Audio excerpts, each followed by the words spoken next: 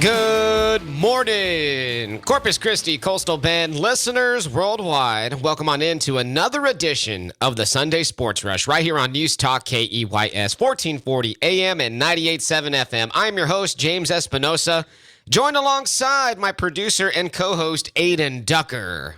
What's Gucci with it? It's just us two so far this morning. Marcos, I believe, will be coming in. Hopefully coming in. We'll see what happens with that. But if he does, we will introduce him here shortly. It's episode number 111, and we're with you this morning. This train keeps on going on. Coming up in the first hour at 9:30, we're going to have our March Madness Power Block. We'll do some 30 minutes of March Madness because last night an improbable situation occurred. FAU is going to the Final Four after they defeated Kansas State. And UConn absolutely thumped Gonzaga in their Elite Eight matchup. We'll recap that and more. We got the latest on the Islanders men's basketball program. One of their players, one of their big dogs from the past couple of seasons is moving on, and we'll give you that information later on in the show. At 9:20, we'll talk some NBA. And we're going to look at the Mavericks' struggles because that team up in Dallas, goodness gracious, they've had a fall from grace. They're struggling big time. Luka is frustrated. Kyrie is talking smack to the fans. And Jason Kidd is saying that they're playing like absolute dog crap. So we'll talk Mavericks. We'll talk NBA at 9:20. As always, get your takes into the text line. 361-882-5397. Hit us up on the text line. You can give us a call. You can give us a text. We're here for you all the way till 11 a.m. All right. With that being said, let's go ahead and let's kick off the show. And let's talk some World Baseball Classic because it ended this week. This past week, the World Baseball Classic came to an end on Tuesday night between Team USA and Japan. Japan beats the USA 3-2 to win their third ever World Baseball Classic. Shohei Ohtani was named the MVP. And of course, a script that Hollywood couldn't even write. Not even the best in Hollywood could have envisioned that it would come down to Mike Trout, Team USA, versus Shohei Ohtani of Team Japan. 2 outs, bottom of the ninth, a full count situation, and then Joe Davis and company were on the call, and we have the audio clip of it. This happened, the final call from the World Baseball Classic. Trout's ready, 3-2. He struck him out! Ohtani strikes out Trout, and Japan's back on top of the baseball world.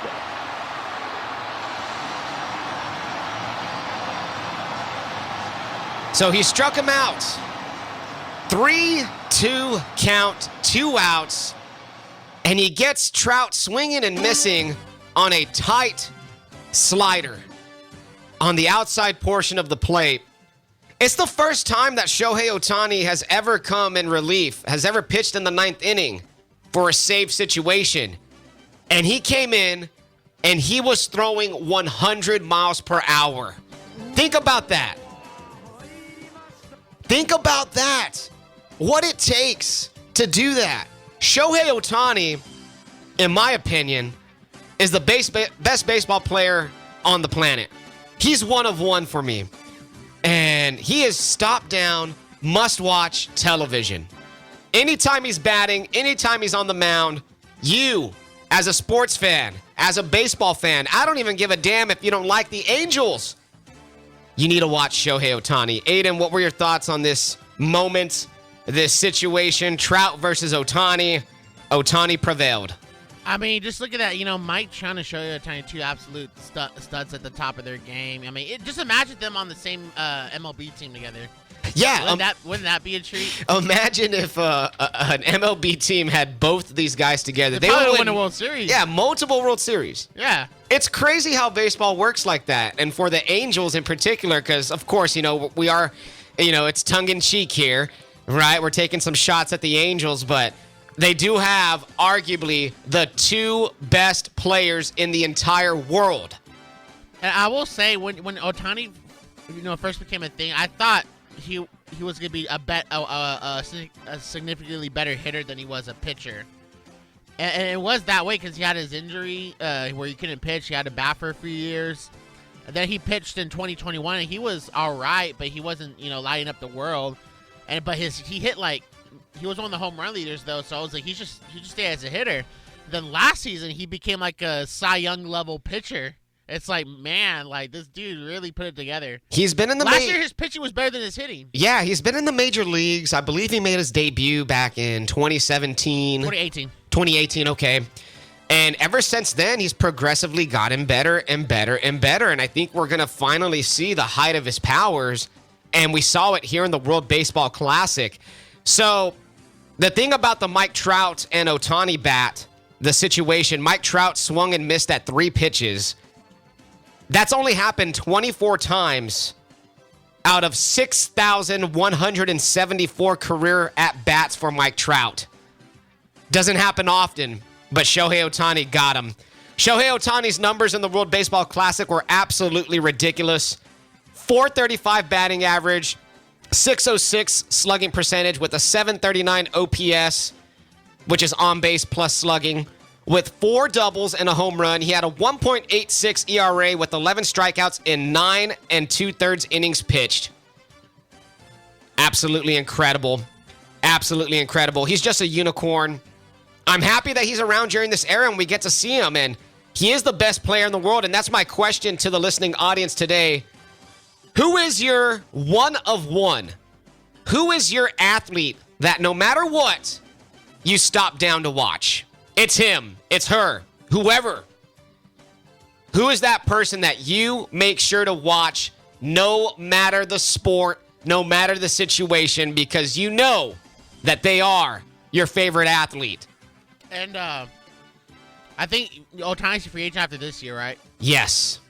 I noticed, and I don't like this team, man, but I noticed they didn't spend hardly anything in free agency this past offseason, and it was the Dodgers.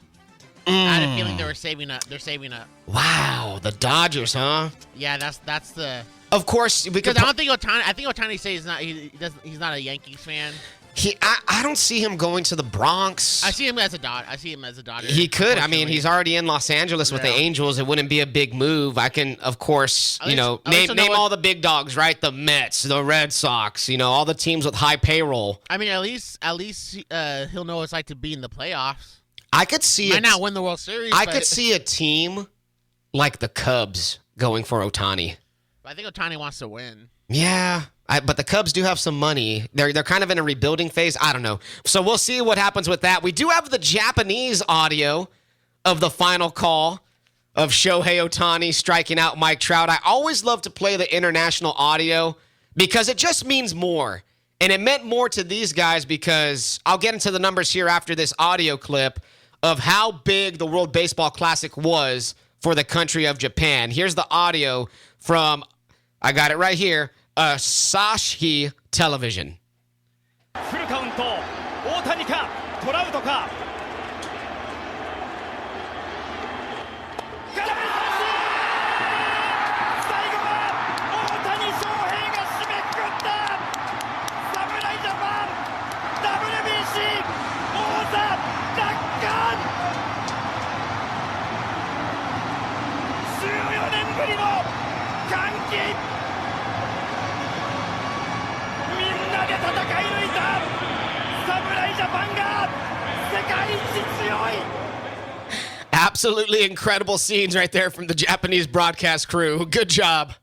361-882-5397. Get in on the text line. So the World Baseball Classic was a big deal. The final on Tuesday night averaged 4.5 million viewers here in the United States.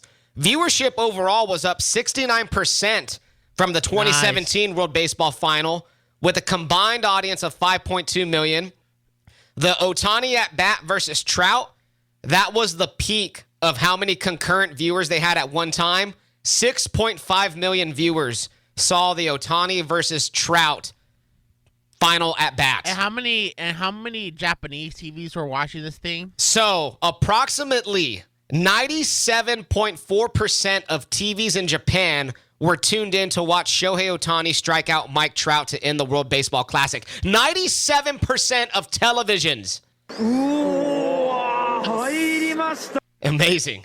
Amazing. I read a number, and it wasn't verified, but it was like a preliminary number, that 122 million people in Japan watched the World Baseball Classic final.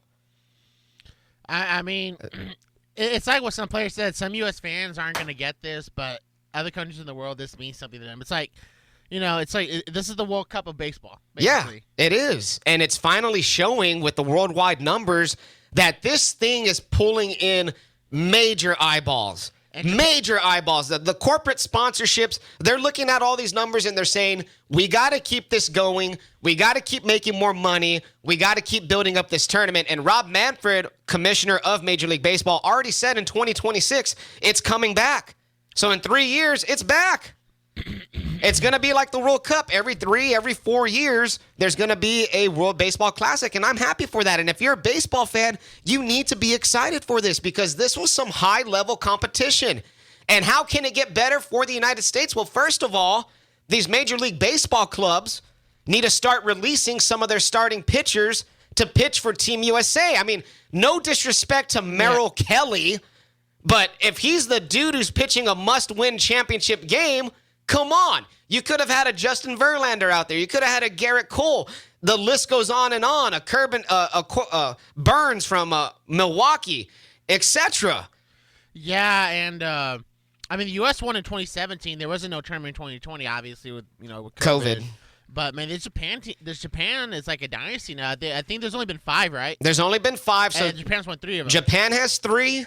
Dominican Republic has 1. United States has 1. So Japan, they're back on top of the baseball world, and Shohei Ohtani, his star is as bright as ever, ladies and gentlemen. The one thing I did like is that it wasn't like a dominating, it wasn't dominating, like Mexico could have had Japan, Venezuela could have had the U.S. I mean, Japan had to walk it off against Mexico. Yeah. There's parity in this. Colombia almost beat the United States in the quarterfinal if it wasn't for Trey Turner's grand slam. Venezuela, excuse me, almost beat them if it wasn't for Trey Turner's grand slam. You know what I mean? You're right. The parity is there.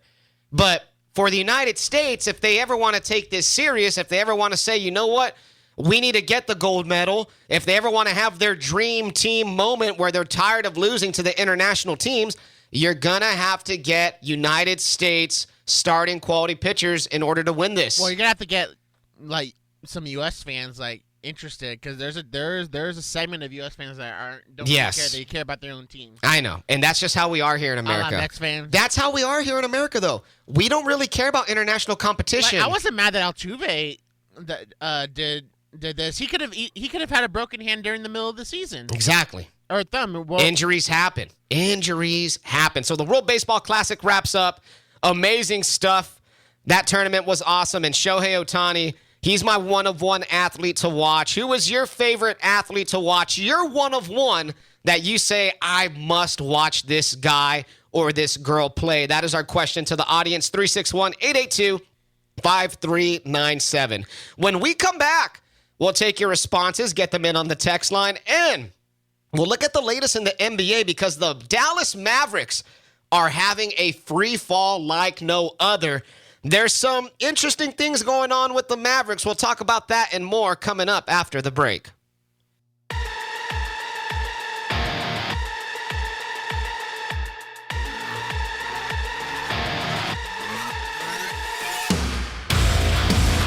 Welcome back to the Sunday Sports Rush, episode 111. James Espinosa and Aiden Ducker with you. Coming up in 15 minutes, we'll take a look at the latest from March Madness. A crazy night last night in the Elite Eight. Texas and Miami play today for the right to go to the Final Four. And I'll tell you something right now, a little tease ahead. I think Texas can win this whole damn thing. They looked good the other night against Xavier. So we'll talk some March Madness coming up here in about 15 minutes time. 361-882-5397. Our question to the audience was, who is your one-of-one athlete? Who is the athlete that you stop down to watch no matter what? We got Joe in here. Shout out to Joe. Joe says, Rory McIlroy. It's why I'm up right now. He weighs 150 pounds and drives it 400 yards. That is kind of insane. Rory McIlroy. This might be the first time we ever said his name on air. Really? Well, maybe we're talking Masters. Maybe I don't know. Masters is coming up in 2 weeks, by the way. That's a good drop. I respect it. I mean, a 4-time major champion. Yeah, I like that. I like Rory. That's good. I mean, got that Irish in him. Yeah, he's got that Irish blood. I like it. He had a little bit of he had that Irish Conor McGregor thing. He came out fire. He hasn't won as many majors recently, but he still competes. He's still a decent golfer. So. I like that. That's a good take right there, Joe. Thanks for getting in. 361-882-5397. Who's your favorite athlete that you stop down to watch no matter what? Mine is Shohei Ohtani, so I want to know yours. Hit us up on the text line. All right, let's talk some NBA because the season is winding down. Things are getting interesting out there in the association. As it currently stands, we got teams fighting for the number one spot. We got teams trying to make the play-in tournament. We got teams who have fallen all the way out of the play-in tournament. And one of those teams that I want to highlight here in this segment is those Dallas Mavericks. The Mavericks, in their past 10 games, are 3-7. They lost Wednesday night to the Warriors in what was a must-win type of game because both the Warriors and the Mavericks were right there as the 7th seed, 6th seed. The Warriors won that game, so the Warriors are currently the 6th seed. With the Mavericks losing that game, they fell all the way down to the 11th seed. They're not even in the play-in right now. The Mavericks have been struggling. And then on Friday night, they lose to the Hornets 117-109. Absolutely incredible, the fall that this team has had. And you know what's so funny about that loss to the Hornets on Friday night? Is that former Mavericks first-round pick Dennis Smith Jr., yes, that's a name that might be familiar to you Mavericks fans. He hit the game-winning three-pointer against the Mavericks that night. So talk about insult to injury. The Mavericks are down bad, man. Ever since the move for Kyrie, when Luka and Kyrie are both in the lineup together, they're a combined 3-7. Ever since the day that the trade happened, the Mavericks are a combined 8-12 as a team. The Kyrie trade, I'm not going to say this is all on Kyrie because it's not. It's not on Kyrie. It's not because Kyrie's playing really well. It's on the Mavericks as a team not being able to play defense. They cannot play defense to save their life. Yeah, even, last year they played a little bit of defense, obviously we saw against the Suns and whatnot, but the Mavericks really haven't been able to replace what Jalen Brunson brought to that team last year. Exactly. Especially, Luka was able to actually get some rest at times because Jalen Brunson was so productive filling in off the bench. And also, Jason Kidd loves this guy named Dwight Powell. He's just not an NBA starting center. He's not. And I remember I saw this one game where the Lakers made this 27-point comeback, and Jason Kidd's rotations could not have been more bad.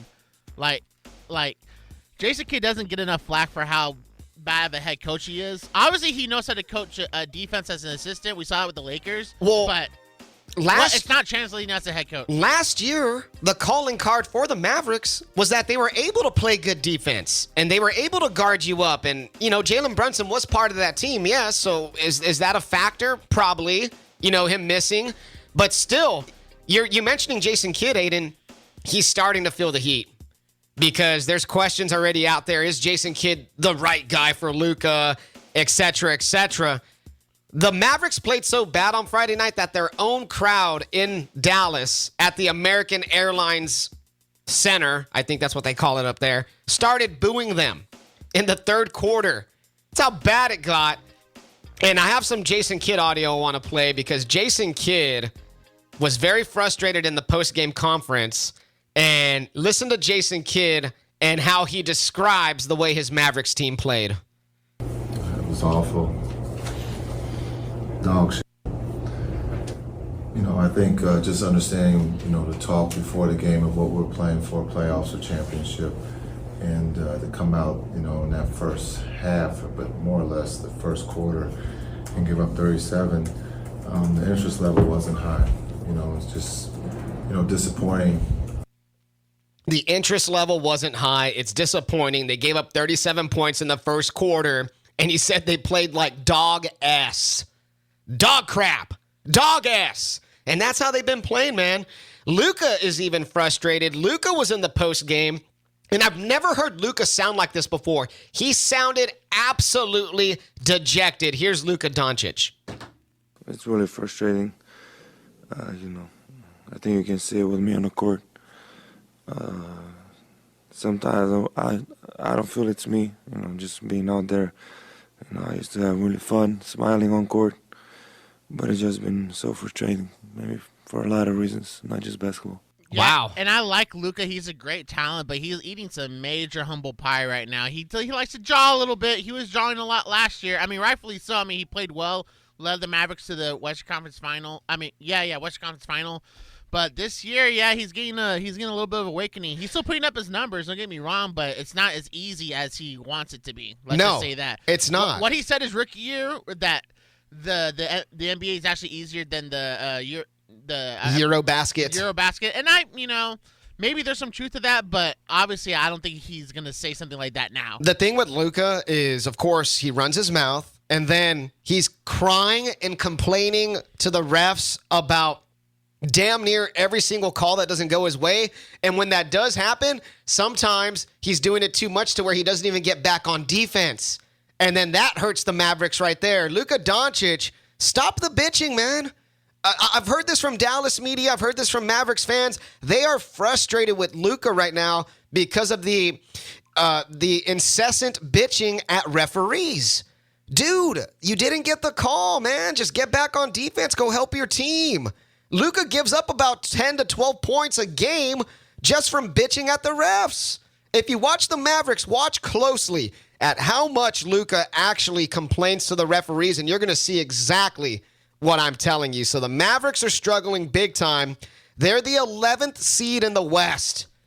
They're not even in the play-in. They're right behind the Oklahoma City Thunder, and things are not looking good for them. They got a game today at 12 against the Hornets in Charlotte, so we'll see if they can get back on the right track there. And that is going to wrap up the NBA segment. Go ahead, Aiden. Did you have something else before we wrap things up?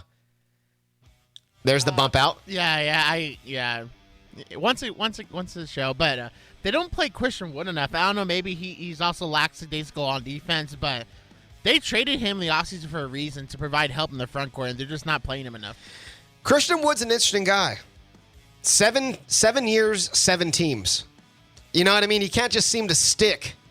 Maybe there is something behind the scenes with him also, but that's going to wrap up our NBA segment. The Mavs are struggling.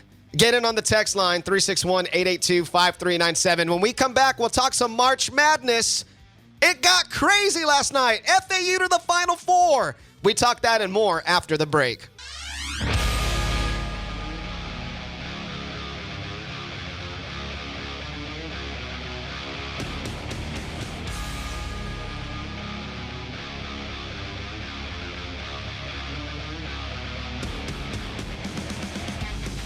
Welcome back to the Sunday Sports Rush. Episode 111, it's James Espinosa, it's Aiden Ducker. 361-882-5397. Get your takes into the text line. Shoot us a call if you'd like. We're here with you all the way till 11 a.m., and we're glad you all are with us for this sports ride that we go on every Sunday. We've been talking about our favorite athletes that are stop down, must watch. And I'm going to hit the text line because our good friend George is in here. Shout out to George D. George D says, good morning, guys. Ohtani versus Babe Ruth, in my opinion, we'll never see talent like that in many more decades to come. Ohtani for sure is must-watch TV. Have a good day, all. Thank you, George. Appreciate that. So Ohtani's, George brought up just right now Ohtani versus Babe Ruth, and there's been that debate, that Ohtani is the greatest player since Babe Ruth. And let's just face facts. I think Ohtani is already better than Babe Ruth. I never saw Babe Ruth play. I get it. I understand. How can you make that comparison? You never saw Babe Ruth play. But, I mean, let's just be real. Back then in the 1920s and 30s, Babe Ruth wasn't playing against the type of caliber of athlete. Babe Ruth looked like a beer league softball player. Yeah, smoking cigarettes, drinking beer. Cigars, whiskey in the dugout. I mean, Ohtani is an athlete that squats 500 pounds. You think Babe Ruth was squatting 500 pounds back then? Well, he is a big dude, probably. Okay, maybe. I'll give him a maybe on that.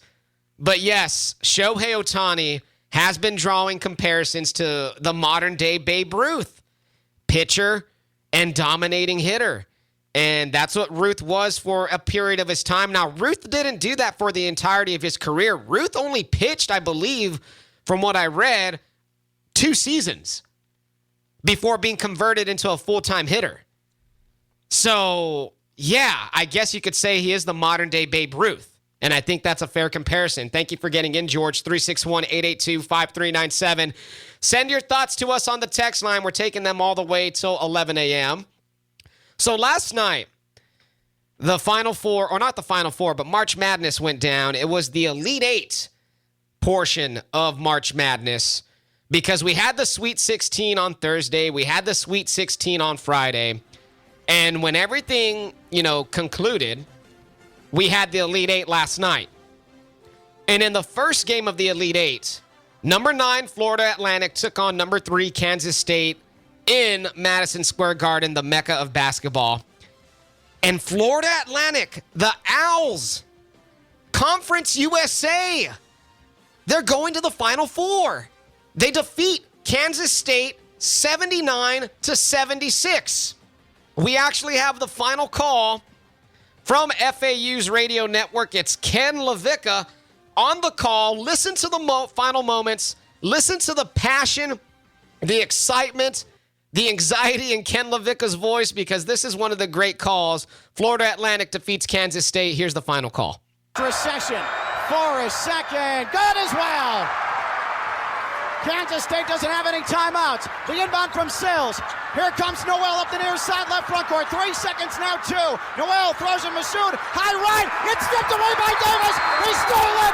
Florida Atlantic is going to the Final Four. One of the most improbable stories in college basketball history has just played out in New York City. Houston, you have a problem. Florida Atlantic is coming to town looking for a trophy. Florida Atlantic 79, Kansas State 76. FAU is going to the Final Four. Oh, goodness. What a call. It just means more when it's a local broadcast. Yeah. Like, imagine if the Islanders ever pulled an upset like that. We'd have Stephen King probably going crazy, who's the men's play-by-play. If the women ever made the big dance and pulled an upset, we'd have our own Doug Kesterson probably going nuts, and we'd be playing that audio. It just means more when it's local. So FAU does it. And they're the first 9 seed to make the Final Four since Wichita State did it back in 2013. Now, the Kansas State team went absolutely cold, though, in the final portion of the second half. For over 7 minutes, they didn't get a single field goal. And FAU went on a 15-1 run that propelled them to the 79-76 victory. FAU is 35-3. That is a crazy record. Absolute insane record right there for FAU. So good job. They did it. They're going. And I'm looking at the box score of the game, and they just seem to distribute the ball more evenly across throughout their team. Kansas State was very Marquise Noel dependent. He shot 21 shots. The second leading shot attempter was Tomlin with 11. And Tomlin had a good game last night. Noel, of course, who had been the story of the tournament. A kid from New York, from Harlem, playing in Madison Square Garden with a chance to go to the Final Four. Now, Noel brought the ball up in the final moments. He brought it up past half court, and then he made a pass to one of his guys who had 2 FAU defenders around him. I thought that was a little bit questionable right there. If I'm Marquise Noel, and of course, we're talking in hindsight, right? Everything is always in hindsight. You got to keep the ball in your hands, man. You're the dude for that team. And that was just, in my opinion, a questionable pass to a guy who was surrounded by 2 FAU Owls. So now FAU is advancing to the Final Four, and they're going to play the winner of San Diego State or Creighton. So San Diego State, Creighton, or FAU, one of those 3 teams will be in the championship game. Well, San Diego State and Creighton, even when San Diego State had Steve Fisher as their coach, and Creighton as well, they've always been very solid basketball programs, but they can never make it deep into the tournament. They're always, get eliminated around the Sweet 16. I mean, that's where Kawhi Leonard came from. A lot of NBA players go through San Diego State. But you're seeing like these programs that stuck it out throughout the last decade. They're now finally making deep runs. You got Creighton and San Diego State, and yeah, man. Like, I mean, my bracket. This is the worst bracket I've had by far. This is the most unpredictable bracket, unpredictable tournament ever. Because check out this note. This is the first time ever that not a single number 1 seed made the Elite 8. Since they started seeding teams in 1979, the first time ever, no number 1 seeds made the Elite 8. And even like the best brackets that you see in the bracket pools are not they're not even near as good as the winning brackets from previous years. You know what I'm saying? Yeah. That's just how insane this tournament has been. And, this season, the regular season kind of flew under the radar, but now it's making, national headlines with how wacky it's been. It has. And there's a lot more parity now in college basketball.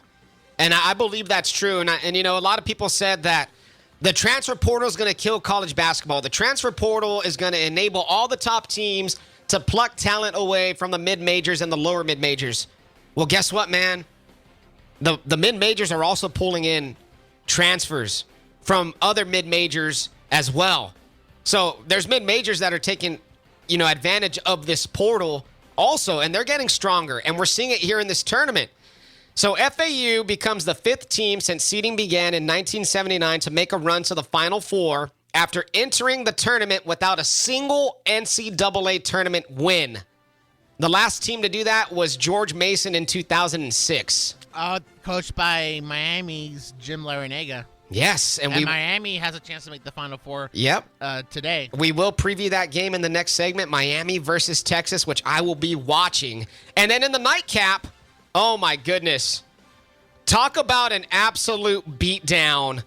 The UConn Huskies in Gonzaga's run, 82-54. Somebody made a meme that the UConn team that showed up against Gonzaga was like all the UConn greats. You had Ray, Ray Allen, Richard Hamilton, Kemba Walker, Shabazz Napier. Yeah.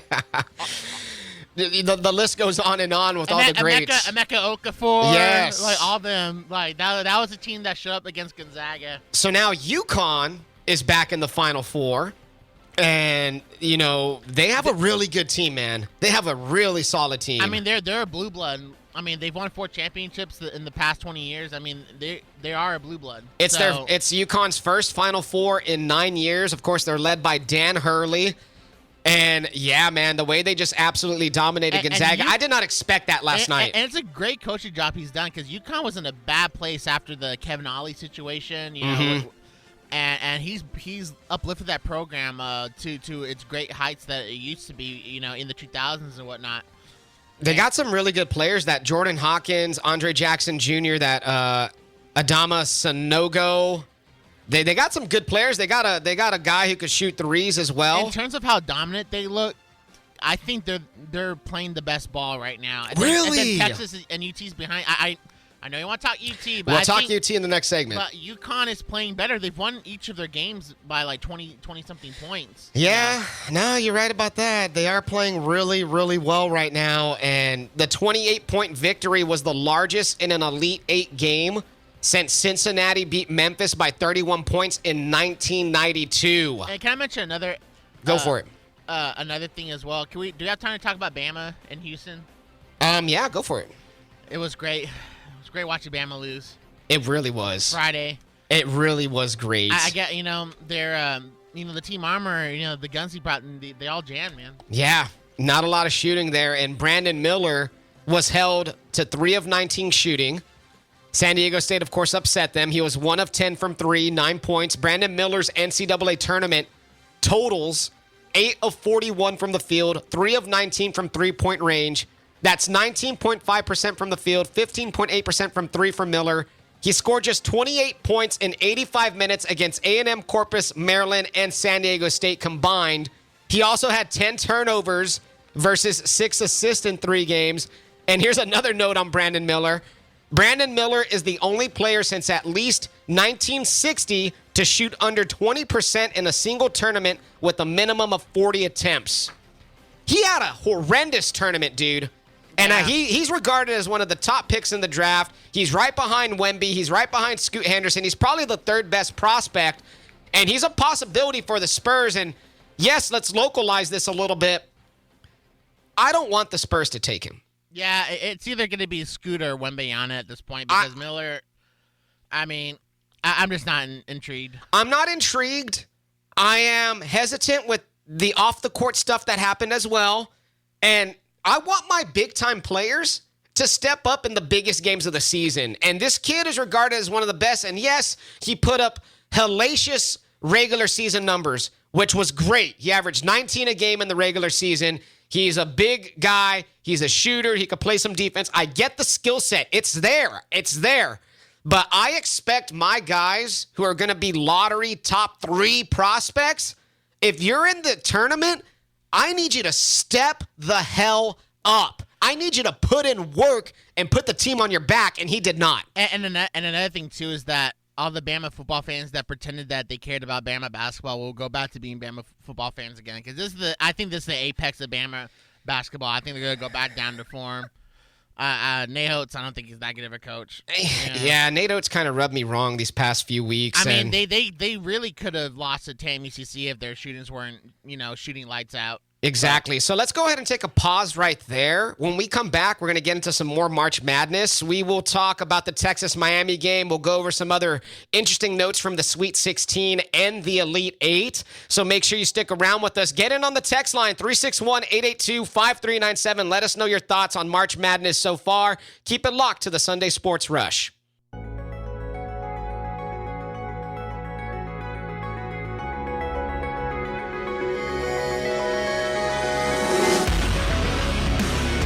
Welcome back to the Sunday Sports Rush, episode number 111. Coming up in 10 minutes, we're going to talk some NFL.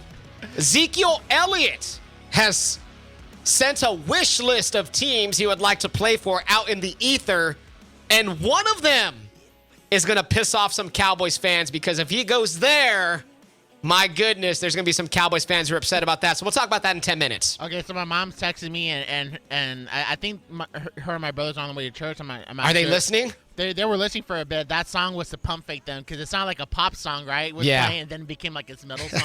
I do that to my brothers a lot whenever I'm taking them. I play like the song that sounds like it's going to be one thing and it turns into another. Well, good morning, Aiden's mother and brother. I will. My two little brothers. 2 brothers. Elijah and Jonah. Shout out. Elijah answered your question about the one athlete you want to watch, and he agrees with you. It's Ohtani. Yeah. Okay. So good stuff right there, Elijah. So our question to the audience is this: who is the one athlete that is stop down, must watch for you when they're on the TV? Him or her, right? Your favorite athlete. Who is that one person that makes you say, I got to watch them? 361-882-5397. We got Ryan L. on the text line. Ryan L. says, my cousin is the featured twirler at San Diego State University. She's even come out on an FS1 commercial breaks. I think you know who I'm going for this year, LOL. Great show, y'all.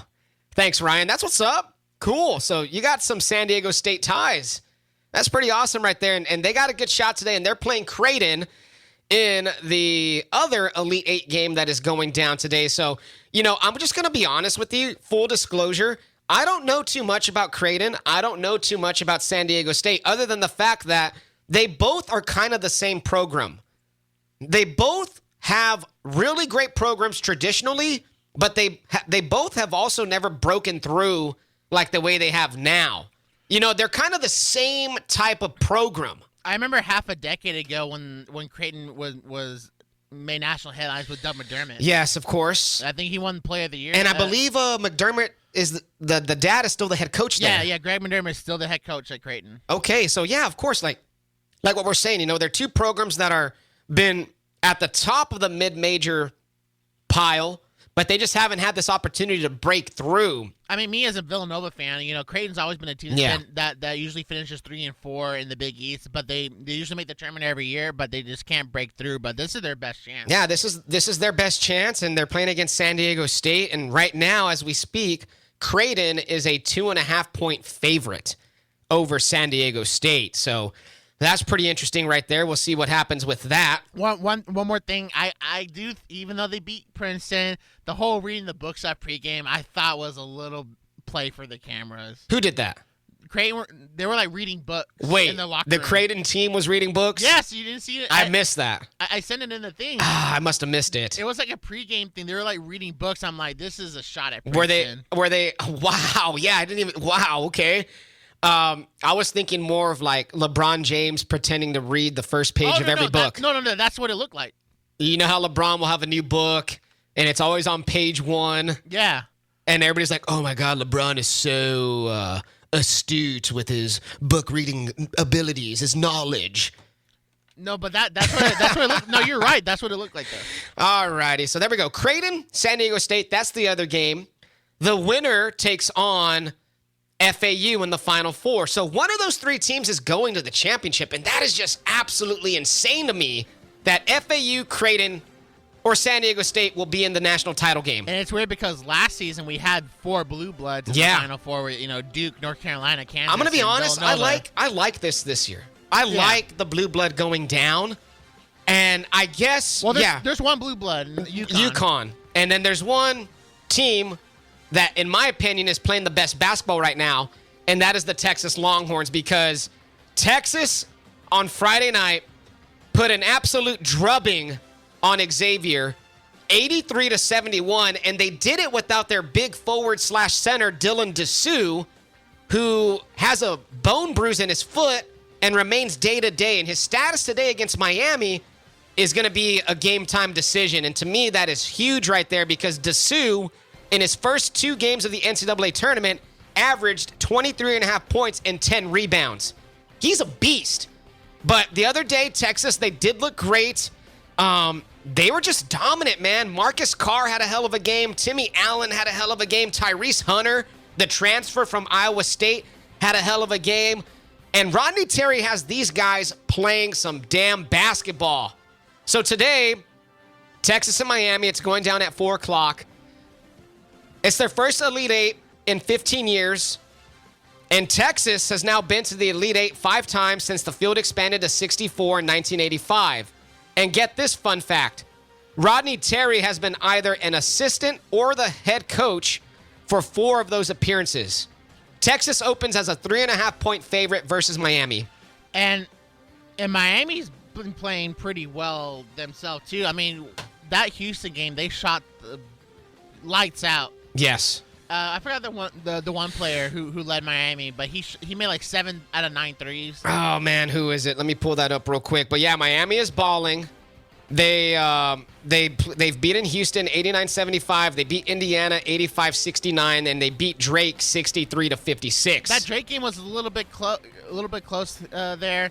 But yeah, man. I mean, if they shot that way against Houston, I mean, they could do the same thing against UT. And you said UT's playing better than UConn, but they really struggled against Penn State. Okay, I'll give you that. You know that game was tight midway through the last stretch of the second half. I'll give you that. UT did play a little bit tight, but this past game I thought was one of the more dominating. This past game against Xavier, in my opinion, was one of the more dominating performances I've ever seen a Texas Longhorn basketball team have in the tournament. I mean, Xavier, they're coached by former Arizona coach Sean Miller now, but Xavier's always been one of those teams where, like, they look good, they look decent in the regular season, but in the Sweet 16, that's where their story ends. We'll see. So, I mean... We'll see. It's going to be a great game today between Texas and Miami. Oh, wait, continue. No, I mean, I'm just looking forward to it, man, because Texas is going for their first Final Four in 20 years. Miami's going for its first ever Final Four.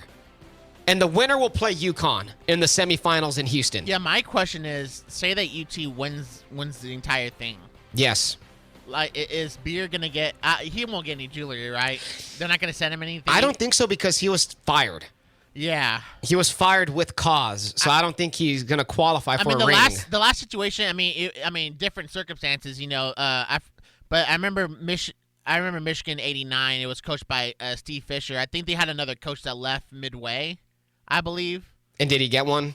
I don't know, but Bo Schembechler made that famous line, "A Michigan man will coach his Michigan team" or something like that, and he didn't allow that coach to continue. Wow. And so Steve Fisher was the assistant. Then 89, I think they were led by Glenn Rice, and they won the title. But I don't think they acknowledged the previous coach that they had. Interesting. And so, well, we'll see what happens with that. So Texas, Miami going down at 4 o'clock. I got Texas winning. I think it's going to be a really close and competitive game, though. This one's going to come down to the wire. And if Dylan Dessou doesn't play, it will be a little bit harder for Texas. But if he does play, I think Texas is going to take this one. I really do. I mean, I remember, I remember last year talking to Bo Edge, and when Chris Beer was hired, like I said that I think this team could have a chance to make the Final Four. Obviously, he's not coaching anymore, but the team is there. Yeah. I mean, we have the team, and there's a lot of talent. I kind of called this. Well, I mean, they haven't won yet. They have to beat Miami, but I kind of called this dating back a couple years ago. You did. You were right on it. And, maybe if Texas does win, we can get our good friend Bo Edge back on. I would love to talk to Bo again.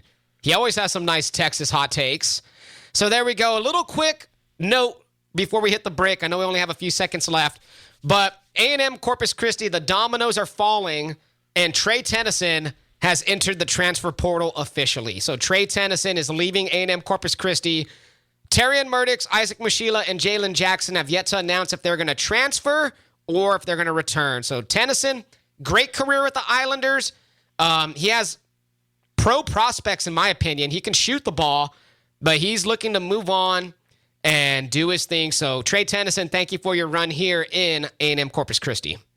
And that's going to wrap up the first hour of the Sunday Sports Rush. Man, good stuff. We appreciate everybody who got in the first hour. Continue to send your text in, 361-882-5397. We're taking all your texts till 11 a.m. Hour number 1 is wrapped up, but when we come back, is Zeke Elliott really going to go to this team? There's no way he can do that. We talk NFL and more after the break. We're broadcasting live from the Americana Arms Studios. Big city selection, small town prices. This is KEYS Corpus Christi. Hour 2 coming up. Stick around.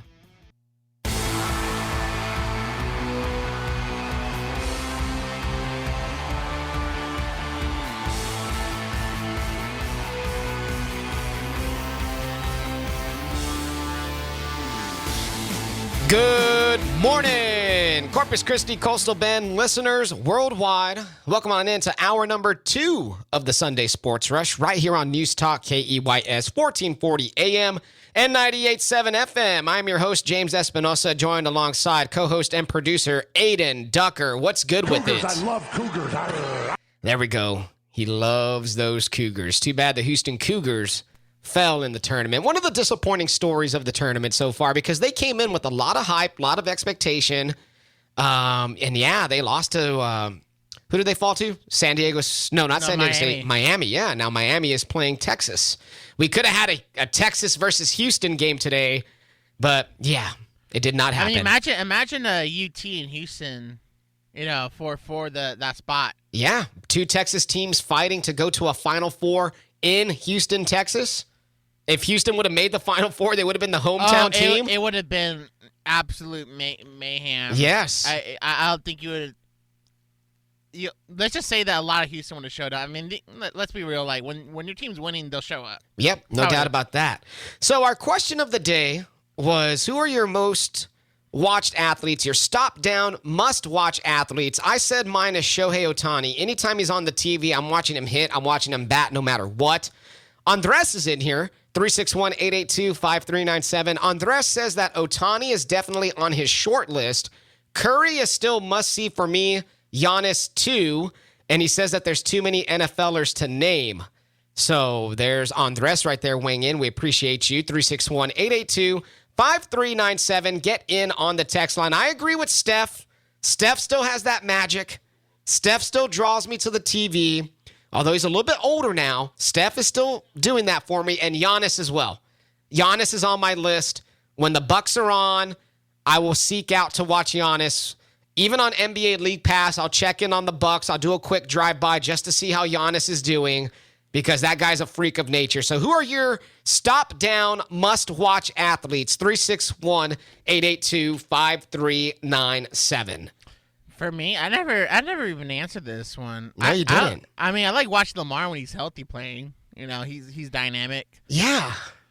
Lamar's really good. I mean, Mahomes is fun to watch. How can we forget Mahomes? I mean, yeah. Mahomes is definitely stop-down must-watch. He is a guy. He is a dude, and now two-time Super Bowl champion. I mean, those are the ones that just stick out to me. You brought up Lamar Jackson, and that's a great segue into our NFL discussion here to lead off hour number 2 because there's still nothing happening with Lamar and the Baltimore Ravens. And then this past week, a weird story popped up where this random guy is claiming to represent Lamar Jackson. He goes by the name of Ken Francis, or his name is actually Ken Francis, and he appears to be serving as Jackson's representative, but he's not an NFLPA certified agent, and he's trying to negotiate with teams, and the NFL had to send a memo out telling NFL teams to not be negotiating with this guy because he's not a certified agent. Yeah, I think there's there must be a rule where like you have to be a certified agent under the NFLPA. Either a certified agent or the player himself. Yeah, but not anybody who isn't. So I understand that rule. So that's just weird.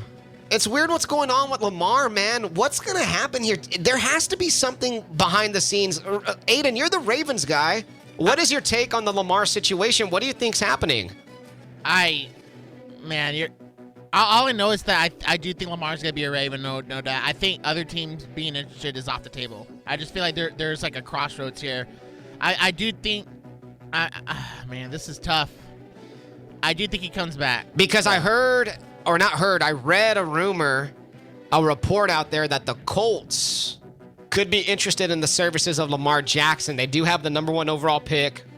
No, Panthers. No, they have the number 4 overall pick, so they have some draft capital to work with in a potential deal for Lamar Jackson. So we'll see what's happening with that. I just thought it was very weird what's going on with Lamar, and we continue to monitor that story.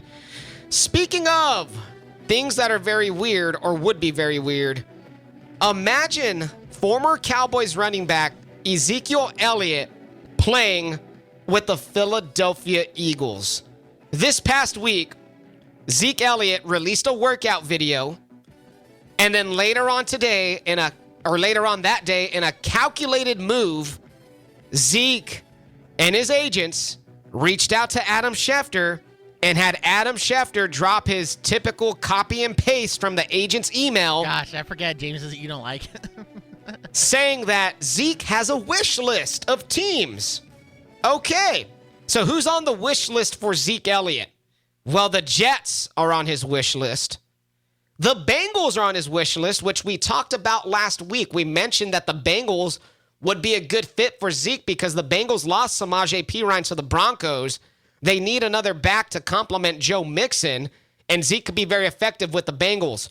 But the one team that had everybody's attention on that list that is sure to piss off the legion of Cowboy fans out there, Zeke had the Philadelphia Eagles on his wish list. And can you imagine if Zeke went to Philadelphia, if Zeke was an Eagle, if Zeke was a division rival and you had to face him 2 times a year? Imagine the scenario where Zeke is in the green and Zeke has that eagle wing on the side of his helmet. And Zeke, in this scenario, I could already see it playing out. Zeke goes to Philadelphia. Zeke has a rejuvenation in the back half of his career. No, he's not going to be the lead back, but I could definitely see Zeke being schemed near the goal line, Zeke getting those tough yards, Zeke scoring a couple of touchdowns against the Cowboys. Imagine that scenario. I mean, the Eagles the past half decade, they've always run a platoon running back system. Even the year when they won the Super Bowl, they had LeGarrette Blount, Jay Ajayi, and they had Corey Clement, those three backs. And now, Miles Sanders is gone, but they still, Boston Scott and Kenneth Gainwell. You add Zeke to the mix, there's gonna be balance there. And Zeke, he won't have to worry about being run to the ground because Jalen Hurts also takes some carries himself. Exactly. And so I feel like a fresh Zeke would benefit the Eagles. The Bengals intrigue me because there's problems with Joe Mixon, and I know they've been emerging some IGP Ryan a little bit more, but I do see Zeke as a complementary piece to that offense. 361-882-5397. Where do you think Zeke ends up? Where will Zeke Elliott play football in 2023? I want to know your takes. Get them in on the text line 361-882-5397. What was the other team that the Jets? The Jets. He could be the complement to Breece Hall, their young running back. I mean, that's also a key. That's also a key spot as well. But the Jets and Packers, they're still having issues in regards with the trade compensation and whatnot. So I think the Jets are right now. I think the Jets are in the back burner of the three. I do think Eagles first, and then number two are the Bengals. Interesting. If Zeke went to the Eagles, how mad would Cowboys fans be? How upset would you be if you saw him in that Eagles uniform? You know how Cowboys fans are. They're gonna trash like what we've been saying. What we've rightly been saying the last couple of seasons in regards to Zeke's production is now going to be fully seen by the blue shaders. Exactly. They're like, oh, well, Zeke fell off, but they're the same guys that through thick and thin would defend Zeke, right? Yep. As soon as he puts on that green uniform, all the Zeke lovers will become Zeke detractors in an instant. Exactly. In an instant, because that's how fickle some of you guys are out there. That is how fickle some of this fan base is. You're not going to appreciate all the years that Zeke gave you for the Cowboys. The moment he throws on that Eagles green, you're going to hate him. You will despise him. And you will talk all the crap and you'll discredit everything he ever did because you are fickle out there, blue shade Cowboys fans, ass kissers. You know exactly who you are if you're listening to this. You know exactly who you are. So we'll see what happens. And speaking of Adam Schefter, yes, it was a calculated move. Adam Schefter is propaganda. Does Adam Schefter really go out there and break news? I doubt it. He just has the connections. He has all the connections, and he copy and paste. Copy, paste, copy, paste. But you know what? He gets paid very well to do that, so props to him. Some more NFL news out there. Jealousy? No, I'm just kidding. I'm kidding. Hey, would I trade my salary for Adam Schefter's salary? Hell yes, I would. Hey, he found a lane, and he made it. Work smarter, not harder, I guess. Remember the whole Deshaun Watson thing? Yes. So we'll see. Oh, man. The Panthers land DJ Chark to team up with Adam Thielen. They bring both those receivers in. The Panthers are making moves. I didn't like them trading DJ Moore to help them get that first pick, but I do love the moves that they've been making otherwise. Yeah, they're going to be it's just funny how Brady retires. He's not going to be a Buck, right? And now, they're making moves. They're aggressive now. It's be aggressive when he's playing. But there's my one Brady mention. The NFC, yeah, there it is. The NFC South is wide open, and now that Frank Reich is the head coach of the Panthers, they're starting to bring in some more offensive weapons, and they're in line right now as the number 1 overall pick to get their quarterback. And, of course, this past week, they also took out C.J. Stroud to dinner. They took out Bryce Young to dinner. I think Levis and was Richardson as well? Yeah, they met with Anthony Richardson. And let's be real, like the Panthers, they posted all those videos to make it look like they're looking at every quarterback, but there is a different energy with C.J. Stroud. You could just see it in McCown and Frank Reich's eyes. That's their guy. I think it's going to be Stroud. Yeah. I think Stroud is their dude. More news, the Jets add to their wide receiver core. They bring in Mecole Hardman. They traded away Elijah Moore to the Browns. I mean, so Elijah Moore. They got rid of Moore. They bring in Hardman, and now Hardman's going to be in that receiving core. I mean, Elijah Moore was considered a locker room cancer, one of those. So, I mean, good riddance to him. You know, another team that's making some moves here, the Lions. The Lions bring in cornerback and former Eagles C.J. Gardner-Johnson to their secondary. Yes, and that secondary was really bad last year, and he's going to solidify that back at. I don't think he's going to stay there long term. I think it's a 1-year deal. It is 1 year, $8 million. but that's a huge help to that back end because I think they were on the either 31st or 32nd in pass defense. They were pretty bad. And if the Lions can shore that up, you look at that NFC North division. I mean, Goff had his best season last year. Yeah, Goff played good. They have an offense, but I am a little bit. That Jamal Williams seems like he was an energy force, though. Yeah, and I don't like that loss, but I mean, the Lions are trending up. I would say so, especially like I was mentioning in the North Division of the NFC. Rodgers is probably leaving. They're going to have Jordan Love. The Bears are kind of on the come up also with Fields. The Bears have been the most aggressive team in the offseason. You got, of course, the Vikings and what they have. They're probably the favorites to win that division, but I don't think they made enough moves, though. Yeah, and the Lions are making moves, so the North is getting a little bit stronger. Those bottom teams are starting to show some muscle here in free agency and improvement. The Packers are probably going to trend down unless Jordan Love becomes a third straight Hall of Fame quarterback they've ever had. Imagine that. No, the odds cannot be like that. Did anybody think Aaron Rodgers would be what he became? No, right? Nobody thought. Maybe they thought he'd be solid, but they didn't think he'd be one of the 5 greatest quarterbacks ever to play. And one last note before we hit the break: a reunion has happened. The Seahawks are bringing back Bobby Wagner on a 1-year contract. So Bobby Wagner is back with the Seahawks. This happened late last night. I thought the Eagles were in play for that, especially when they lost both of their starting linebackers. It's interesting. It's a 1-year, $7 million deal to bring back Bobby Wagner. And if you're the Cowboys, are you thinking, hey, that's all it took? The market must not have been very hot for him if he's signing a 1-year, $7 million deal. I mean, he is on the back end of his career. I guess so. We talked about it a few weeks back, how productive he has still been and how reliable he's been. He hasn't missed a lot of time due to injury. He's a guy who's out there every Sunday making plays. So he's back with the Seahawks. He's reunited with Pete Carroll and company once again. And that's going to wrap up our NFL headline segment. When we come back, I'm going to talk some Cowboys because the draft is coming up. And I got some players that you should keep an eye on for the Cowboys in terms of their draft with the first-round pick number 26. There's one guy that I want and one guy that is causing some waves with the Cowboys fan base. I'll tell you who that is after the break.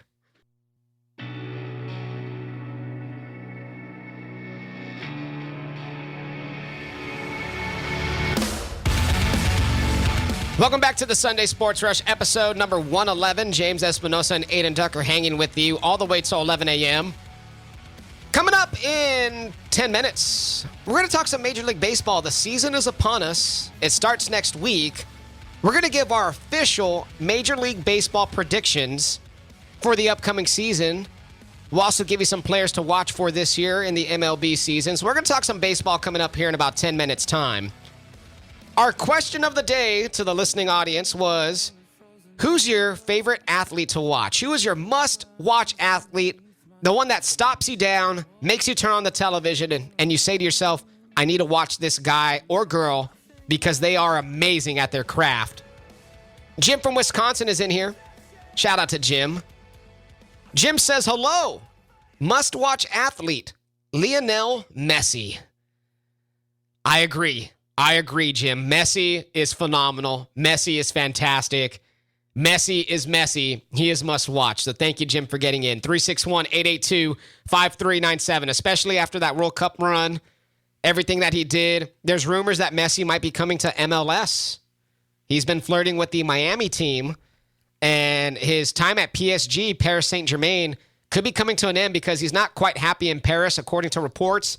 They're kind of an underachieving team, even though they have Mbappe. They have, why am I blanking on his name from Brazil? Neymar. They have Neymar. They got an all-star team. I heard like their back end is like mid. Yeah. I heard that's the struggle. Like they have top-end talent, but scoring-wise, they're not really the best defensive team. They're kind of just like an underachieving team when it comes to European competitions. So Messi's a little dissatisfied. He might be coming to America, and that'd be a big deal for Major League Soccer. I'm a Major League Soccer fan. I keep up with Austin FC. I'm trying to get into it a little bit more and support the domestic league here. But, yeah, so we'll see what happens with Messi. That's an interesting watch right there. He's definitely must watch. So let's go ahead. Let's talk some Cowboys. Because The Cowboys, the draft is coming up here rather soon. At the end of April, the NFL draft will be going down. And of course, everybody's going to be tuned in for those 3 days. One of my favorite weekends of the sporting calendar, to be quite honest. I watch almost everything. I'm there on Saturday watching rounds 4 through 7 like a madman and analyzing every pick that the Cowboys make because I'm just obsessed like that. My early Cowboys wants for the NFL draft. Here are just a few players that I want, all right, who I would love for the Cowboys to get. Number 1, without a doubt, running back Bijan Robinson. I want him. I need him. The Cowboys should be clamoring to get him if he's there at pick 26. Another one that you should keep your eye on is defensive tackle from Pitt, Calijah Kancey. This guy's drawing comparisons to Aaron Donald. Yes, they both went to Pitt. I get it. But he is a monster at defensive tackle.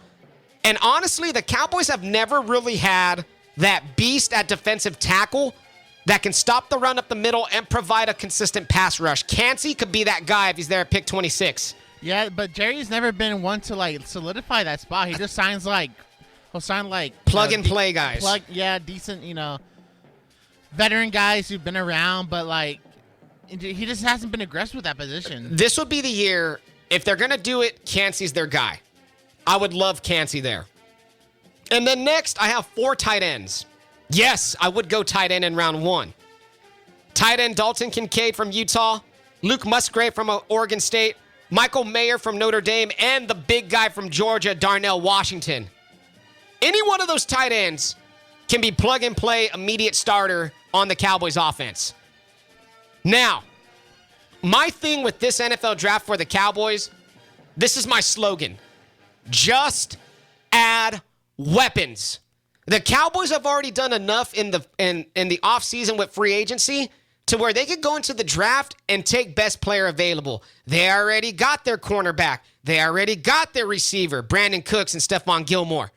They've already done that. They've already signed their safety, Donovan Wilson. They already brought back Leighton Vander Esch. The Cowboys have put themselves in a position to do best player available. And if Bijan Robinson is there, he needs to be the guy. And it amazes me that there are people out there, Cowboys fans out there, that are talking sideways out of their mouth about Bijan Robinson.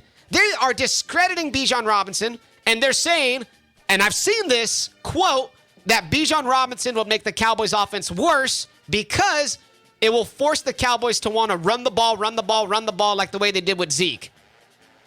I mean, assume Tony Pollard's getting back healthy. I don't think they're not going to make him like a workhorse. And I think the thing with these Cowboys fans is, number 1, if you think that about Bijan Robinson, you didn't watch Bijan play football at Texas. You don't know what he is. I know what he is. I watch every damn Texas game out there. Believe me, it's painful sometimes, but I watch. And Bijan is that dude. Number 2, if you think that about Bijan Robinson, you're just a flat-out dumbass. Whoa. Sorry, I call it like it is. And number 3, if you think that about Bijan Robinson, you're letting the sins of the past affect your thinking right now. You're letting the Cowboys and their pick of Zeke at number 4 in 2016 hinder your thoughts right now. Pick number 26 is not pick number 4. There's about 40% less value with pick number 26. And if Bijan is best player available, he needs to be the guy.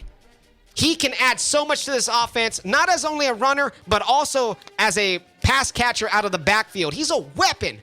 Just add weapons, Cowboys fans. I don't know if he's going to fall to the Cowboys.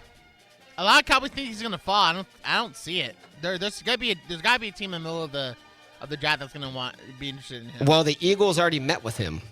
And the Eagles have, I think the Eagles have a pretty high draft pick, like pick number 12 or something. The pick number 10. There was a 10, there we go. There was a trade with the Saints that I think they... Yes. So, will Bijan fall there? Who knows? If he does fall there, he needs to be the guy. And I don't want to hear this crap that he's going to make the Cowboys offense worse. Guess what, Cowboy fan? The less Dak Prescott has to throw the ball, in my opinion, the better. We saw what happened last year when he forced Dak to throw the ball when he doesn't have a reliable running back in the backfield. a stud in the backfield. Yes, it needs to be a balance, Cowboy fan. James, you like Lala when he talks to Saul when he gets introduced to him. He's like, "You're the guy for this." I'm just saying, if I sound He's the guy, right? Yeah, if I sound so passionate, it's because I am. I think Bijan would be amazing for this Cowboys team. He's shifty. He made guys miss left and right in the Big 12. Matter of fact, the past 2 seasons, he had 183 missed tackles forced. The next closest guy in NCAA football had 127. I'm just saying, if Bijan is there, please Jerry Jones, please Mike McCarthy, please Will McClay, please Stephen Jones, run up to the damn podium and have the NFL commissioner say, with the 26th overall pick in the NFL draft, the Dallas Cowboys select running back Bijan Robinson, University of Texas. You know, that's what needs to happen. There's always one SB rant per show, and I did not expect it to be about Bijan Robinson. But it's because I'm seeing so many Cowboys fans talk so much crap.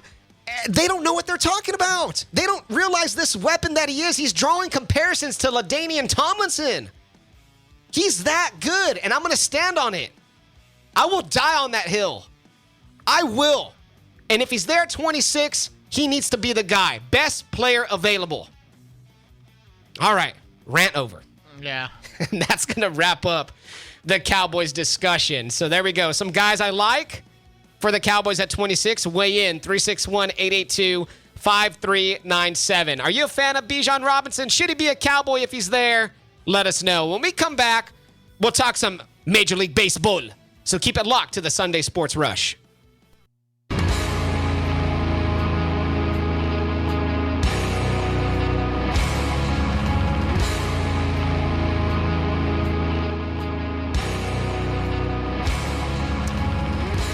Welcome back, Sunday Sports Rush, episode 111. It's James Espinosa. It's Aiden Ducker hanging with you. Yeah, I just went on a Bijan Robinson to the Cowboys rant. Yes, I'm still feeling it, because a lot of Cowboys fans out there don't realize that Bijan Robinson can be a game changer in more ways than one. But if you're of that mindset that he's not, weigh in 361-882-5397. I know we were trying to effort a phone call over the break, but due to audio difficulties, I believe Aiden has a message from his brother that he wants to share. He thinks the Chiefs are going to struggle like the Rams did last season. Wow. I know. It's a hot take. I disagree. Did he give any reasons? I don't know. He didn't really, He's like 11 or 10. I don't know. Okay. I should know his age. And what's his name? Elijah. All right, Elijah. Richard, my stepdad, had a take that, Ohtani's the most complete baseball player he's ever seen. That's a take I agree with. So. I agree with that, Richard. I know Richard. Yeah. Richard's a cool guy. It's just they're on the road. Yeah. And it's on Bluetooth. The audio issues were kind of rough. Bluetooth can be rough when you're calling into a show, but we appreciate the thought, Elijah. I don't know if the Chiefs are going to fall like that.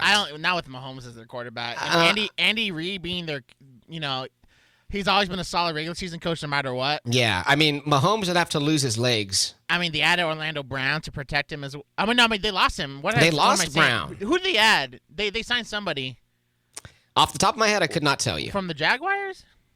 Who they signed? They signed somebody. We'll have to look that up, but off the top of my head, I can't tell you. Well, that's an interesting take. I don't think that's going to happen, but I would be surprised if it happened. Let's just put it that way. So, Elijah, we appreciate your thoughts. I mean, the only way I can see that is if injuries happen. That's what happened with the Rams. They still had a solid team, but when Stafford Kupp got injured, then Aaron Donald got injured. It would have to be an injury that derails the season. I agree with that. Yeah. So there we go. 361-882-5397. Get in on the text line or give us a call. We have about 30 minutes left with you here in this program, and we appreciate everyone who has listened and who has contributed thus far.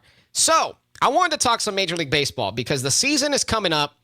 And opening day is upon us. I believe, if I'm looking this up correctly, opening day 2023 MLB. When is it? It's on March 30th. Whoa! Opening day's on Thursday. Yeah. It's already happening. Major League Baseball is here, so it's the perfect time for us to go ahead and do a quick little preview of what to expect this season. So ESPN dropped their top 100 players in Major League Baseball right now. It's a rankings list, right? 1 through 100. I'm going to go through the top 10 real quickly. ESPN has Shohei Ohtani as number 1, obviously. That's great. ESPN has Shohei number 1. I don't disagree with that. At number 2, in the top 100 Major League Baseball players for 2023, ESPN has Mike Trout as the second best baseball player, which I don't disagree either. I think so far ESPN is batting 1,000. Number 3, they have Aaron Judge as the third best player in Major League Baseball. Like I said, man, just a gauntlet of a team of Ohtani and Trout were to pair up and become teammates. Yeah.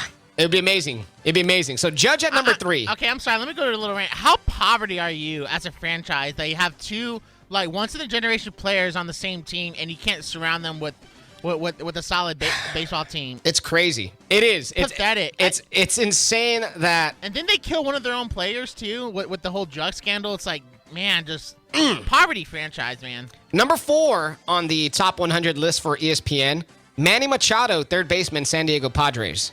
Yeah, I like that. But I believe he signed that extension, right? So he's going to be Padre for basically for life, pretty much. Yeah. At number 5, they have Freddie Freeman, first baseman, LA Dodgers. Yeah, I can see that. I mean, he was really the only Dodger that showed up in that postseason last year. So at number 6, they have Juan Soto, right fielder, San Diego Padres. So I don't disagree with any of this list. I think all these guys are in the top of the top. Juan Soto brings back bad memories. Yes, he does. He's only 20 years old. Or what was Joe Buck kept on saying? He's only 20. I became a Joe Buck hater after that. At number 7, they have a young player who I like a lot. He was the American League Rookie of the Year, Julio Rodriguez, center fielder, Seattle Mariners.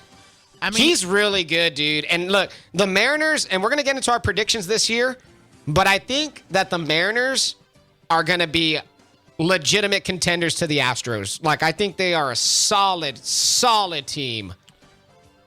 I don't know. That's my take. At number 8, they have shortstop for the Philadelphia Phillies, Trey Turner. Yes, Trey Turner. He made me a fan during the World Baseball Classic. I love Trey Turner. I mean, I hated him on the Dodgers. I mean, he didn't produce with the Dodgers in the postseason as well. So yeah. But he showed up in the World Baseball Classic, I guess. At number 9, Mookie Betts, right fielder, LA Dodgers. Man, Mookie was dookie, man, in the world. I'm sorry. Mookie. My goodness, he's sold in that World Baseball But Classic. I do love watching Mookie Betts play ball. He's outstanding. And at number 10, rounding out the top 10 of the top 100, they have Nolan Arenado, third baseman, St. Louis Cardinals. I love Arenado. He's solid. He's always been solid. Even when he was with the Rockies, I know he just went to the Cardinals last year, but he is a solid player. So that's their top 10. Now, you might be asking, well, where are the Astros at? Where are the Texas Rangers at? They had Yordan Alvarez ranked number 15. They had Kyle Tucker at number 38. Alex Bregman at number 39. They had Framber Valdez, number 42. I mean, Altuve's got to be up there, though, right? They had Jeremy Pena at number 52. They had Jose Altuve at number 67. Gosh. In the top 100. I think that's a little disrespectful. I mean, he came out batting 300 last season. I think that's. I think that is a little biased. I think they still hate Altuve. People still hate him. Did this list just come out? Yes, it came out like 2 days ago. Okay, so they're factoring the thumb injury, I guess. I don't know. Are they talking about like who's gonna have the? No, they're just saying like these are the top 100 players in baseball right now. I mean, he batted 300 last season. I know he struggled in the postseason, the first couple of rounds. He warmed up in the World Series a little bit, but I mean, Jose Altuve, he's still that guy. There's no way. He has to be at least top 50. Still that guy. Even with the thumb injury, I still think he's a top. He's at least a top 50 player. They have Christian Javier at number 70, and they have Jose Abreu, the new Astro, at number 89. So the Astros have 1, 2, 3, 4, 5, 6, 7, 8 guys in the top 100. The Rangers, on the other hand, continue to disrespect them. They're just gonna keep on contending for World Series for years to come. So yeah, that's what it is. The Rangers, on the other hand, had 3 guys in the top 100. They had at number 40, Corey Seager, shortstop. At number 44, starting pitcher Jacob deGrom, and at number 65, second baseman Marcus Semien. So yeah, okay, I can see that. Where's deGrom? deGrom, they had him at number 44 overall. Yeah, deGrom, I mean, he just has a bad injury history the past couple You know, of I'm seasons. actually looking forward to the Rangers. I think they're going to be a good team. I won't say that they're going to be contending for the AL West, but They were the most aggressive team in the offseason. now that the playoffs have expanded in Major League Baseball, they take, the top 7 now? I think the Rangers can battle for that last wild card spot. I think I could see them as a team like that. I see it as okay. There's gonna be one central team, either Guardians or Twins. They're probably lean Guardians. Yeah. And then the other three divisions. I mean, the Red Sox are gonna. I know the Red Sox are good every other year. Maybe this is the year the Red Sox are good again. Possibly. The Blue Jays are. The Blue Jays are gonna be good. Supposed to be. I mean, the Rays they're always in the postseason, and then the Yankees, they have an injury bug, but they still have a talented team. Yeah, it's gonna. The American League is pretty deep, I would say. So, update on Jose Altuve. Altuve had thumb surgery this week, and he will not resume baseball activities for 2 months. So officially gone for 2 months. The Astros came out with that earlier this week. My mom texted me. She says she likes Vlad Guerrero Jr. Okay. My mom's she's baseball. That's probably her number one sport she follows. I like Vlad Jr. too. Vlad Jr. He's a hell of a player. He can hit the hell out of that baseball. Yeah, my mom is she is a Yankees fan still, if I'm correct. Boo. Boo. She loved Andy Pettit. That was like her number one in her heart. Likes the lefties. Nice. No, Andy Pettit was a left-handed pitcher. What are you thinking about back there? Filthy mind. Hey! She loved Andy Pettit in the early 2000 Yankees. The Astros named Framber Valdez as their opening day starter. Valdez will be going up against Dylan Cease whenever the Astros and White Sox kick off the season. Yeah, I thought about going to see a game next week, but it's just not going to work because and so I'll wait till probably after May. Yeah, there's some good stuff going on, and yeah, so there we are with that. Odds to win the World Series. So I have the odds pulled up here. No, I know Vegas. This is Vegas. This is World Series odds. The Astros are the current favorites. I mean, they have to be. The Braves are second. Yankees third. Dodgers fourth. Mets fifth. Padres 6th, Blue Jays 7th, Phillies 8th, Mariners 9th, and Cardinals 10th. Those are your top 10 teams according to Vegas. I will say, though, there hasn't been a repeat champions. Since the Yanks? Yeah, 2000, right? Yep. Since the Yankees did it. It's been over 20 years. Will the Astros repeat? Let's go ahead. Let's make some predictions. I want you to predict the ALCS, NLCS, and then give me your World Series and your World Series champion. Okay. Let's do it. Let's put it all on the table. I got mine right in front of me. I'll start off first, and I'll give you some time to think about. Let's go with the National League. I'm going Padres versus Braves in the NLCS. I think this is the Padres' year to finally break through. I really do. I love the Braves, don't get me wrong. They got a solid team. We know what they're all about, but I think the Padres, with all the talent they have, all the talent they added, let's not forget they got Xander Bogaerts now at shortstop. Give me the Padres and Braves, and I got the Padres winning the National League. Padres in the World Series. You know, I wanted to put Padres and Mets in the NLCS, but then the Edwin Diaz injury happened. It's going to hurt. And so I think the Braves are going to pull this out. The Phillies, I know they made the World Series last year, but they had the injury to Hoskins. I don't know if they're going to reclaim that magic that they had. They still have a solid team, but that East is going to be a gauntlet. And the Braves, I feel like they're going to bounce back. So give me Braves, Padres. Okay. Give me the Padres in the World Series. I think wow. Me and you are lockstep on that? Yeah. I mean, nice. We've been pretty consistent with our baseball takes. I feel like that's where we agree the most. And then in the American League Championship Series. You got to put the Astros in there. They've made it 6 straight years. I got the Astros going back to the ALCS, and I teased this earlier in the segment. It's going to be Astros versus Mariners, ALCS. So how would that work? The only reason that would work is if the Astros are like a 2 seed, because if the Mariners on the wild card, they would have to play the 1 seed, I believe. Right? No. The 1 and 2 seed get buys. Oh, so the Mariners could be on the other bracket. So the other side. Okay, yeah, that makes sense now, because I remember the Guardians. They played the Rays as the wild, and the Rays were one of the wild card teams. Yes, and the Guardians won, and then they went to play the Yankees. I can see that now. So I'm going. The way it used to be, though, it would have been like It would have been Mariners against Astros. So I'm going Mariners and Astros ALCS, and I'm going Astros back to the World Series. I gotta agree with you, man.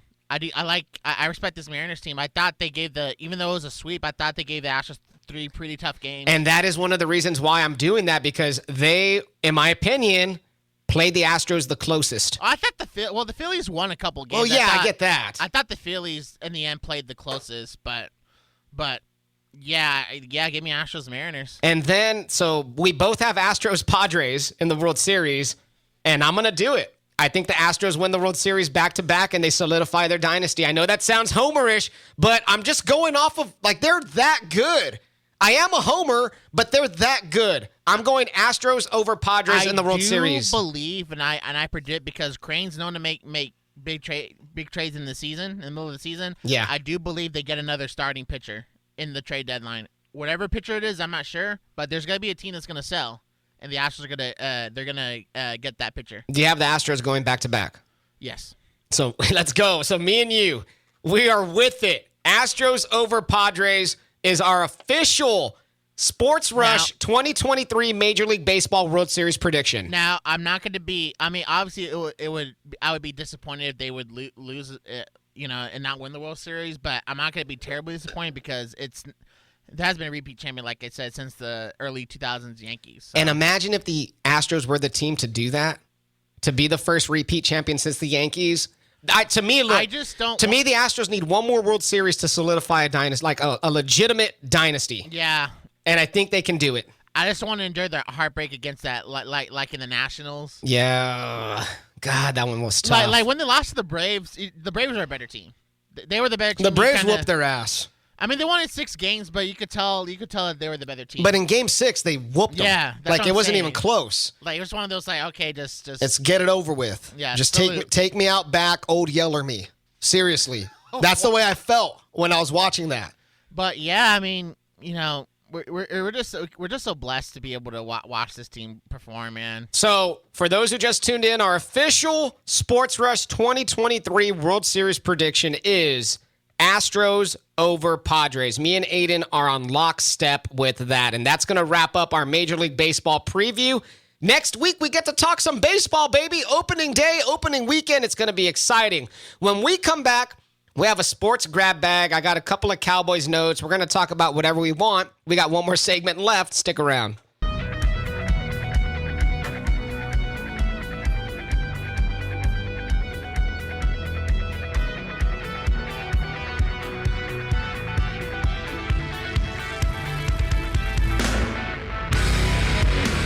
Last segment of the show, Sunday Sports Rush, episode 111. James and Adin with you. We've made it to the last segment. Made our World Series predictions. Adin and I were lockstep in everything. In the end, we concluded that Astros and Padres would meet in the World Series, and the Astros will be going back to back. They'll be the first team to do it since the Yankees did it in the early 2000s, and the Astros will solidify their dynasty. That is our prediction for the Sunday Sports Rush. We'll see if it happens. Man, baseball season is so long, but I'm the type of baseball fan, I'm watching as much as I can. I forked out. I did get DirecTV Stream because that's the only way I could watch the Astros down here, and it's well worth it. It's well worth it for me because I literally... It could be a Tuesday night in the middle of May, in June, July, and the Astros are in Detroit, and I'm watching because I love the Astros that much. I watch almost every game. And it's always worth it to see a broadcast from Todd Callis, Jeff Blum, and Julia Morales. Yes. Yeah, one of the best broadcast teams ever. Great. Love them. One more Astros note. Dana Brown, new GM of the Astros, confirmed earlier this week that extension talks with Kyle Tucker and Framber Valdez are paused as the new season approaches. So they are not in any talks with those two players for extensions. They're going to wait until either after the season to do that. Probably till after the season. So see what happens with that. Of course, that's something to keep an eye on if you're an Astros fan out there. Another Major League Baseball note that happened, the Yankees are struggling. They lost another starting pitcher. Luis Severino has a lat strain. He's likely to start on the injured list again. Ain't that, 3 pitchers that are already hurt for the Yankees? Montas is hurt. Who's the other one that's hurt, Adin? Luis Severino. It's Severino, Montas, and there's another one. And Rodon, yeah. 3 of their 5 starting pitchers are hurt to start the season. So the Yankees are already in bad shape with that. Another news item that I wanted to get to here was the fact that and I'm going to switch this up to the Cowboys here real quick. Another Cowboys note to end the show. The Cowboys did sign a running back this past week. They signed Ronald Jones, who was last with the Chiefs, and previously he had 4 years with Tampa Bay. Yeah. Ronald Jones expected to be in that running back room along with Tony Pollard and Malik Davis. Yeah. Not a bad addition. He was getting DNP'd or whatever. Yeah. He was getting scratched when he was a member of the Chiefs, but I mean, he did showed some signs of burst in 2020. It's not bad. It's not bad. I mean, you need to split your carries as much as possible, though. Yeah. It's a new day and age. This is how it's going to be from now on. The workhorse running back is going to be a thing of the past. Even if the Cowboys don't get Bijan, let's say they draft another running back late in the draft, second, third, fourth round, whatever it might be, I'm fine with Pollard, Malik Davis, and Ronald Jones. I think that's a good triumvirate. I think that's a good, running back room, and then you'll add the rookie in there. And yeah, I think the Cowboys will be cooking at running back. We got Daniel in here, 361-882-5397. I've been mentioning all show long how Shohei Ohtani is my one of one, my athlete I watch. I stop down no matter what. I'm going to watch Shohei pitch or bat. Daniel's in here. Daniel says, will you still feel that way when the Dodgers sign him? LOL. That's tough because I hate the Dodgers. I can't stand the Dodgers. And if, hypothetically, Shohei were to sign with the Dodgers next offseason, yeah, I'd still watch him. I could put that aside. I can put that aside because with greatness, you just have to watch. You cannot let greatness slide by you. You can't. We only live one life. There's only one Shohei Ohtani. Yeah. And if he were to sign with the Dodgers, that would suck, but I would still check him out. I mean, at least for Shohei, he'll be entertained watching the stands, watching the 8 brawls that happen in the stands of the game. So, I mean, there's that. Yeah, I guess so. You got to be careful with that. So we have some a little bit of breaking news here. Shams Charania of, I believe, the Stadium Network. I don't know. I just hope he Yahoo.